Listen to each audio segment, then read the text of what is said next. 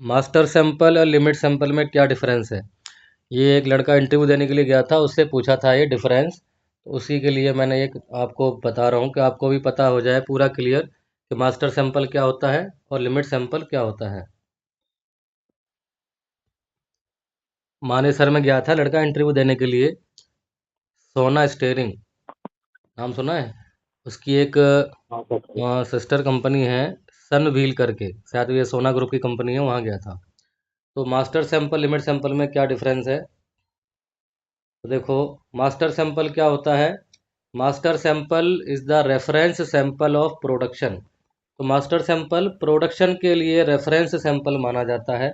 जब प्रोडक्ट आपका पूरी कंप्लीटली डिज़ाइन हो जाता, डेवलपमेंट हो जाता है, कस्टमर से अप्रूव्ड हो जाता है, पीपैप अप्रूव्ड हो जाता है, तो कस्टमर से एक सैंपल, मास्टर सैंपल अप्रूव्ड कराया जाता है। उससे आप अपने शॉप फ्लोर में डिस्प्ले करते हो। तो वो मास्टर सैंपल रेफरेंस होता है मास प्रोडक्शन के लिए कि ऐसा प्रोडक्शन आपको प्रोड्यूस करना है regularly. Limit sample, limit sample is the reference sample of inspection and testing. Limit sample हमेशा इंस्पेक्शन के लिए यूज़ किया जाता है। तो आपने देखा होगा फाइनल पे लिमिट सैंपल डिस्प्ले होते हैं, देखें आप लोग? जी सर जी। हम्म। सेकंड पॉइंट क्या है? Master sample approved by customer engineering.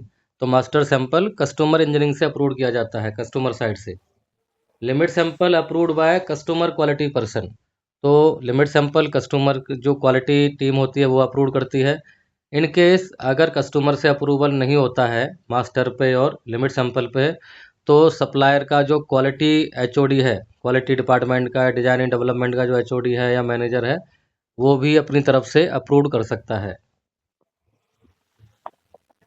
Master sample do not allowed permissible visual inspection variation beyond design. Master sample भाई परफेक्टली सैंपल होता है as per the customer drawing या फिर customer as per customer specification. तो वहाँ पे variation नहीं चल सकता है, ये परफेक्टली एक्यूरेट पार्ट होता है मास्टर सैंपल। मगर limit sample allowed permissible visual inspection variation without affecting part quality.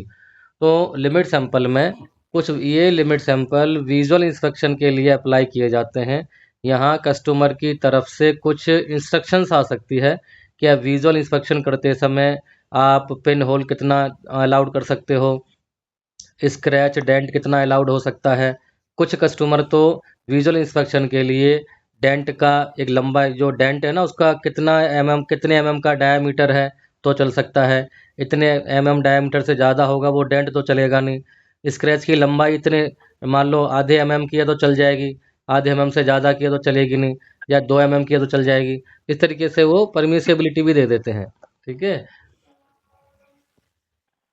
Master sample fulfil the customer specific requirement. तो मैंने बताया कि भाई master sample accurate perfect part होता है as per design specification.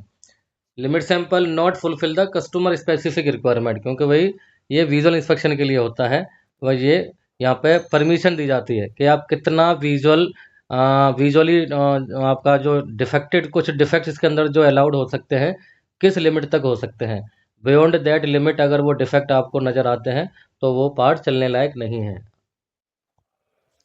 Next है master sample can not change by self defined frequency. तो master sample की जो फ्रीक्वेंसी है सप्लायर खुद डिसाइड नहीं कर सकता है। हो सकता है कई बार कस्टमर ही बोलता है कि आप मास्टर सैंपल की फ्रीक्वेंसी का कितनी रखनी है, 6 महीने की रखनी है क्या, 3 महीने की रखनी है कि 1 साल की रखनी है। वो डिपेंड करता है प्रोसेस के ऊपर।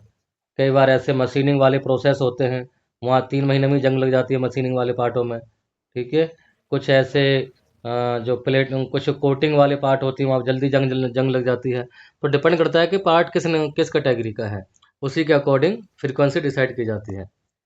Limit sample review frequency can be decided by customer.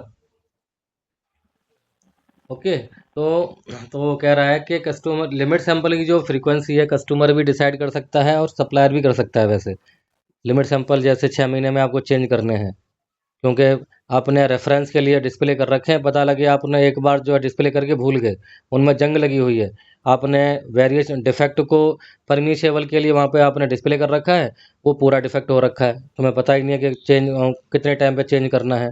तो लिमिट सैंपल पे एक डेट डाली जाती है जिस दिन आप बनाओगे, और ड्यू डेट डाली जाएगी, यानी फ्रीक्वेंसी 6 महीने बाद की या 1 साल की या 4 महीने की। ठीक है, तो ये था major difference between master sample and limit sample. समझ आ गया टीम? जी सर जी।